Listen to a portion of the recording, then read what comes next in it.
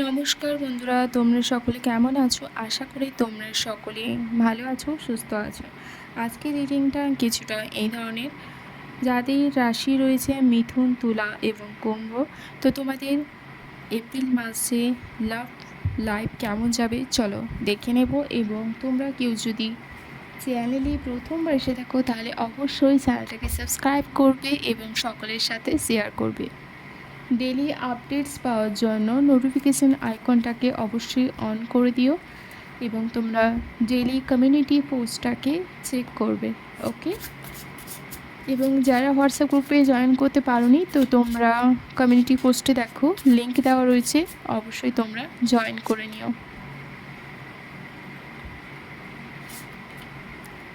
তোমরা রিডিংটা দেখার আগে অবশ্যই প্রে করবে, পজিটিভ থাকবে।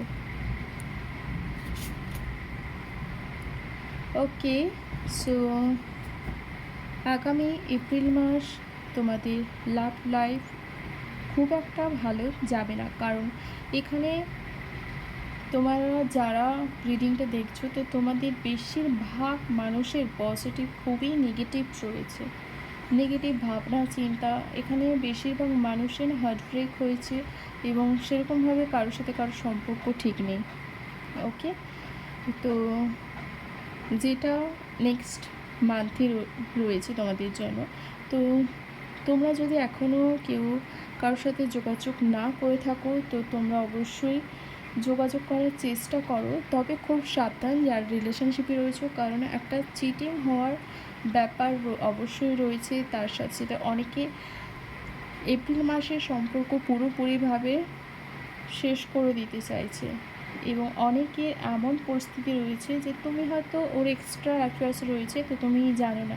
তো এপ্রিল মাসে সেটা তোমার সামনে আসতে চলেছে এবং তার সাথে সাথে তোমাকে বলা হচ্ছে যে যে মানুষটাকে তুমি পছন্দ করো কখনো তাকে জাজ করো না, বা তার আশেপাশের মানুষকেও জাজ করো না।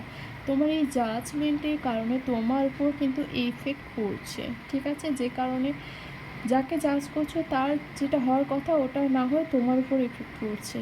এই এনার্জি থেকে প্রথমে সকলকে বলবো বেরিয়ে আসার জন্য, এবং কোনো যারা পার্টনার থেকে কমিটমেন্টের আশা করছো না, কমিটমেন্ট পাবে না, ঠিক আছে? তো হয়তো রিডিংটা তোমাদের খুব একটা ভালো নাও লাগতে পারে, তবে যেটা এসছে ওটাই আমি বলবো। ওকে, এবং চলো দেখে নেব সে মানুষটা কী বলতে চাইছে বা মনে মনে কী ভাবছে।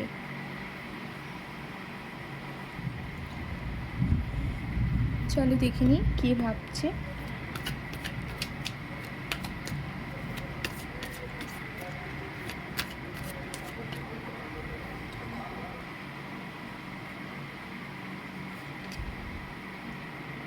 ওকে,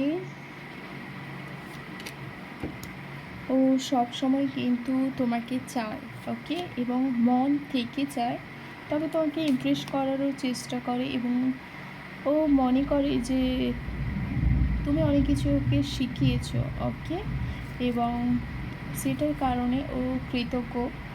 চলো দেখে নেব তোমাদের জন্য কি গাইডেন্স রয়েছে।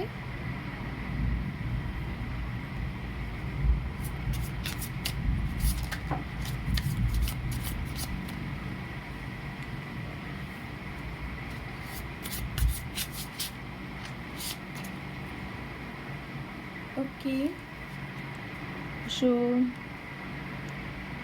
প্রথমে তোমাদের জন্য সব থেকে যেটা প্রয়োজন, মেডিটেশনের অবশ্যই প্রয়োজন। মেন্টালিটি তোমাদের ঠিক নেই এবং তোমাদের ইউনিভার্স বলছে যে তোমাদের হয়তো অনেক ফিলিংস আছে যারা শেয়ার করতে পারছো না, তো তোমরা শেয়ার করো এবং তার সাথে সাথে তোমরা প্রথমে সেলফ লাভ করো এবং নিজেদের ইমোশনাল ব্যালেন্স করো। ওকে, তাছাড়া তোমরা নিজের প্রতি একটু যত্নবান হও, কোনো কথায় তাড়াতাড়ি করে রিয়াকশন করো না, পেশেন্সের খুব প্রয়োজনীয়তা রয়েছে।